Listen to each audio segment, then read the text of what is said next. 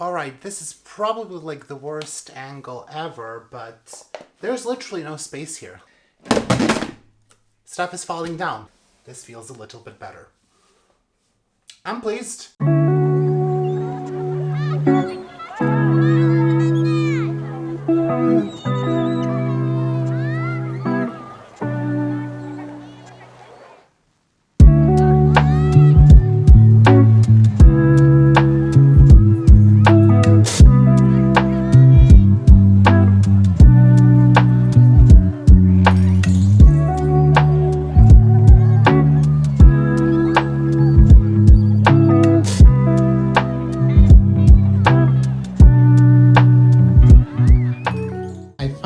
Ordered so many pots.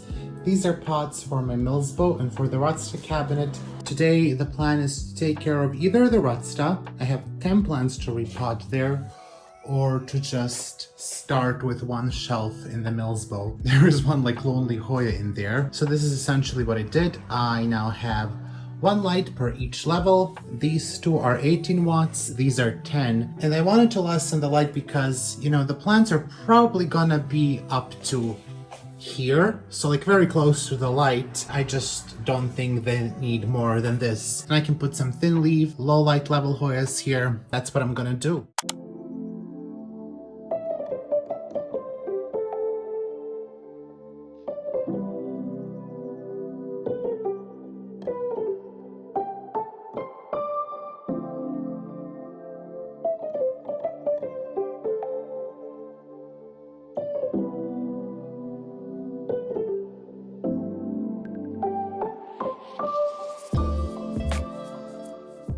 I feel like I'm gonna start with one shelf of the Milsbo and then finish the Rudstas today. I have about 8 plants to repot there and then 8 for the Milsbo for the top part. And I have written down what I need to repot. So the first level is gonna be low light level. For that I selected Hoya denonensis subspecies Amari, which has bloomed, but unfortunately I did not take good photos for you. So it's this plant here. I don't think she needs a trellis. I don't think she can do a trellis. I do think I need to do something though. They're all going into these 12 centimeter pots, so this is a decent fit. Some of them are a little bit small for their, or big for their, no, small. That's what I'm trying to say. Some of them are a little bit small for their pots. And those are plants like this one. This is Hoya rubida. So that's going from 8 to, well, you know what? It's not even that big of a change. So what I was starting to tell you, hello, this is like a better angle for me. Just, I hate it. I hate it here. It's like, do I want you to see the repotting or do I want to have a decent angle? I think I want to have a decent angle for myself. Denonensis subspecies Amari, Waliki subspecies tenebrosa, that one needs a lot of water, so I'm so happy to repot that one. She's currently on the dry side, which she is not supposed to be on the dry side, and she just hit me with this vine.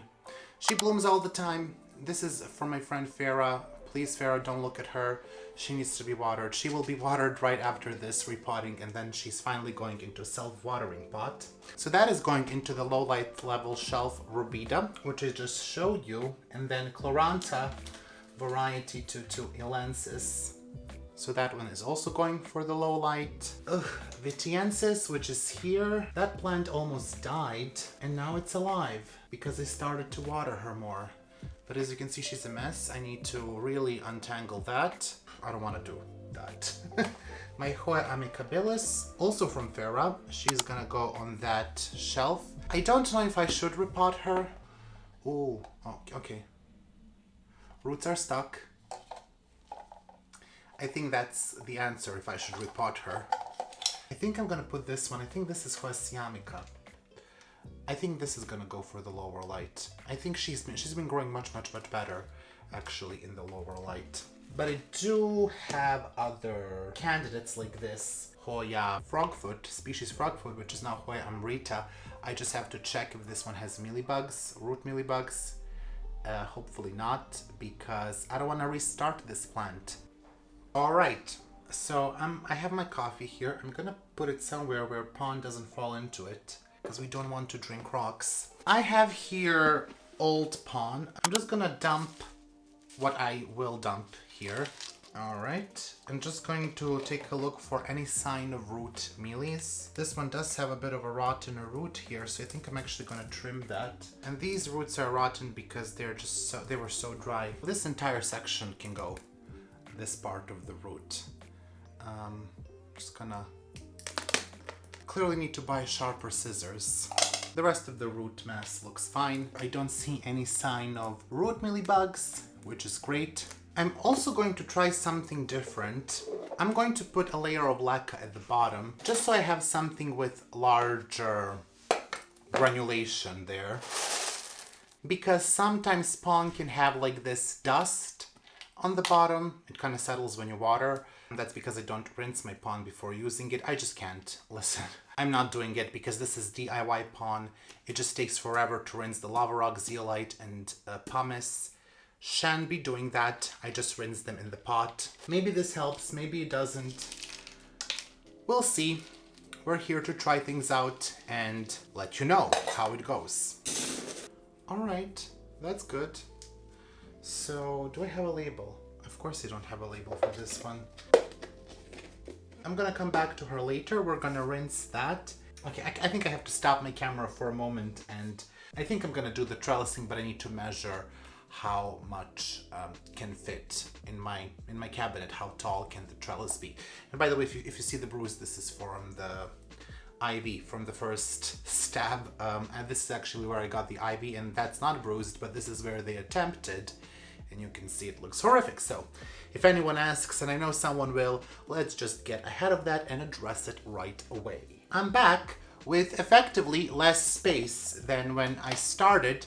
So I cut enough wire to make 8 trellises. I measured them and they're gonna fit into my Milsbo.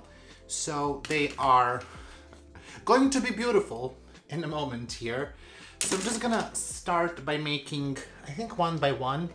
Ideally, I would just love to make all 8 right now, but we don't have the space. These are slightly smaller than the ones in my Rudstas. There is an additional row. That's fine, like, you know, we can keep the plants also small by trimming them. Someone is playing music from their phone outside. Someone be thinking these are the 80s. This part here I am going to discard. I just need some space for the plant to go through. Yeah, that's a good fit. I'm gonna repot my Waliki. Hopefully this can be trellised. Oh gosh, this poor plant and its poor root system. It's just so dry. This plant is so thirsty. I typically do not do well with plants that are very thirsty. But this one has been in my grow tent. You need to just relax somewhere. That plant has lived in my smaller grow tent and it has bloomed multiple times. And you know, that's the reason why it could go dry, because it was in the tent. They just are able to get drier. I don't have to water them so frequently. The vine is way too stiff. The new growth is not so stiff, but the old growth is.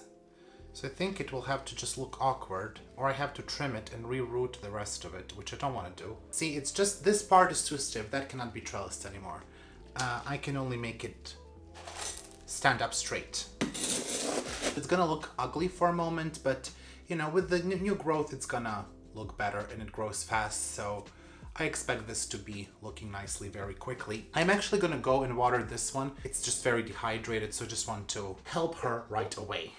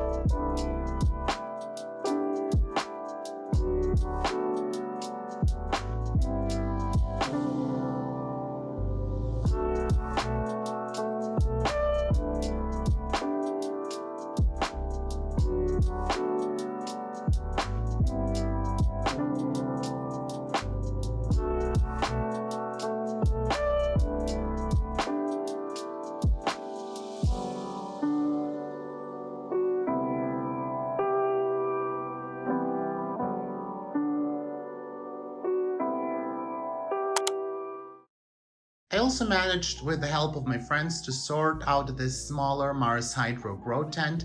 This is the tent with the FC4800 grow light.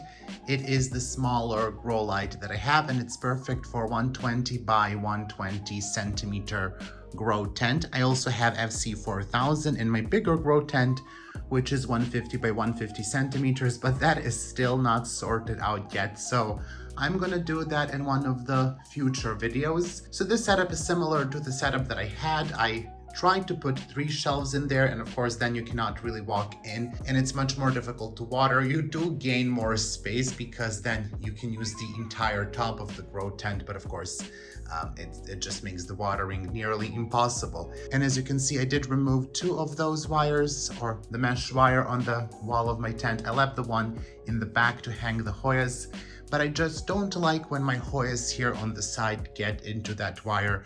It all looks very nice when I have hoyas on the wall, but yeah, that's just something that I don't prefer. Perhaps I will figure some different solution. Maybe I can hang some hoyas from the top, because I do have a wire there, and then that way we can get something hanging there as well. But I just don't want any of these hoyas going for that wall there. And we can see my Hoya mitrata blooming again. Little stinker. I did tell to my friends it looks basically empty, even though I have about 50 hoyas in there. They are also now on the lower levels. I have actually gained some space by kicking out my syngoniums from the grow tent, which honestly I think is a good decision, because I would just like to keep the grow tents for my hoyas.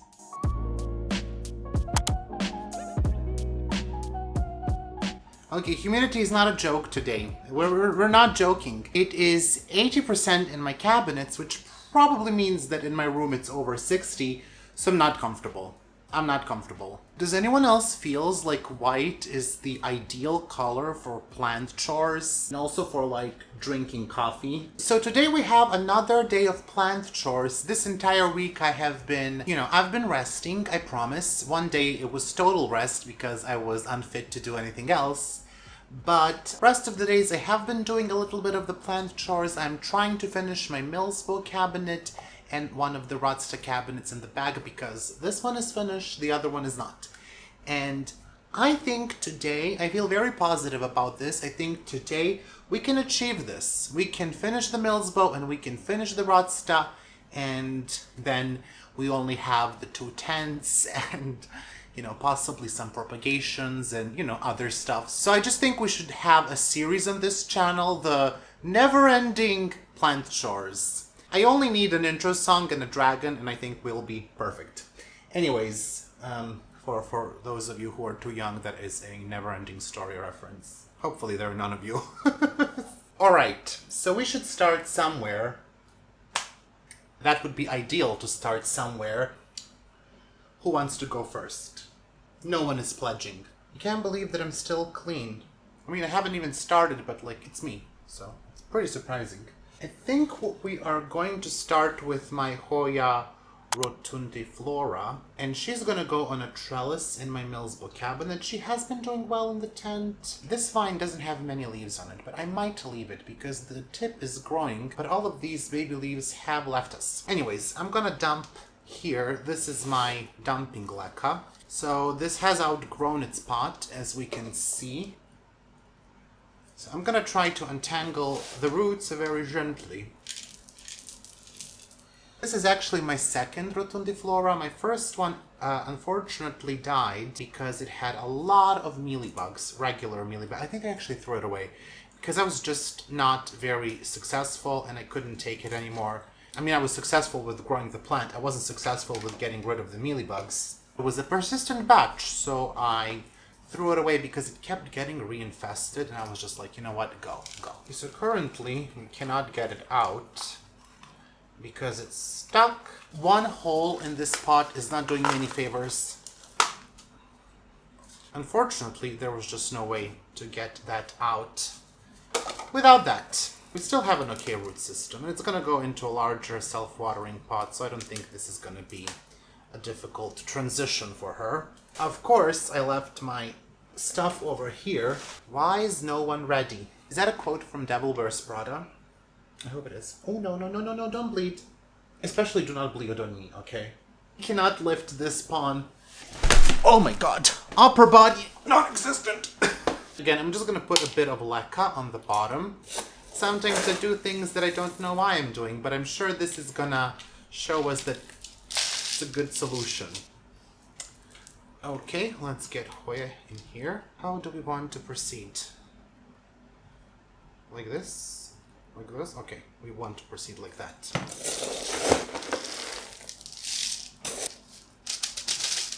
This time my Hoya rotundiflora grew quite fast. First time around it didn't. It was not in any high humidity last time, and I think that was probably the case. Let's get the trellis in. And last time I also had it on a trellis, so I know this is okay solution. I don't know why I didn't trellis it this time. I just didn't think it was gonna grow that fast, I think. So I just kind of left it, and then of course it tangled up into everything. Where are my clips? This Hoya does not want to be trellised in the way that I imagined. Yeah, this Hoya is just not cooperating. I don't like when you don't cooperate. I hope that's clear to you. All of the leaves are facing the direction which I don't want, but you know what? It's trellised. It's not my fault. They will probably find their way, and if they don't, well, not my problem. One of the plants that I do also want to kind of restart is this Dischidia, because again, it did not grow precisely how I imagined it should. And I want it to grow how I imagined it should. My Hoyas corticini definitely needs trellising and potentially some trimming. See, I did this. It actually bloomed. It was on my Patreon shout out. If you're wondering about the plant, that is Hoyas corticini, species SR2008-022. This is probably stuck. Oof, it is. It's very stuck. I do need to check some of these plants from my tent if they need to be restarted, because some of them may have root mealybugs. I don't think this one does, but it's also hard to tell when you have something like pawn or perlite.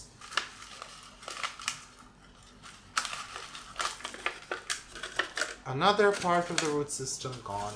This is what happens when you don't repot on time and they grow big fat root system outside of the pot. Okay, I don't see any indication of root mealybugs. I see indication of very dry potting mix. Interesting how that happened. I think a good plan here would be to unwrap this before I continue. If only I knew where the vines go and what they do. And if this plant doesn't like it in the cabinet, which it might not because it's been in very high light and it's done really well in high light, and the cabinet does not have such high light. So if it doesn't bloom as much, I'm just gonna move it back to the tent. It's fine. But I do want it to have it trellised, essentially, so not all of it is in vain. I think I mentioned in one of the videos, it's kind of the trade-off. If you give them a lot of light, they're gonna bloom a lot, but if you give them less light, they're gonna grow better, or at least that's been my experience. When I say less light, I really mean still highlight, but you know, when I say highlight, I mean really, really highlight. That's the thing. What is this? Who? Dear past Miro, I kind of hate you for doing this. So Miro did not realize until he repotted several more Hoyas that his camera stopped working and stopped filming, so instead of that footage, here is some nice montage of me repotting some other Hoyas on that day and the day after.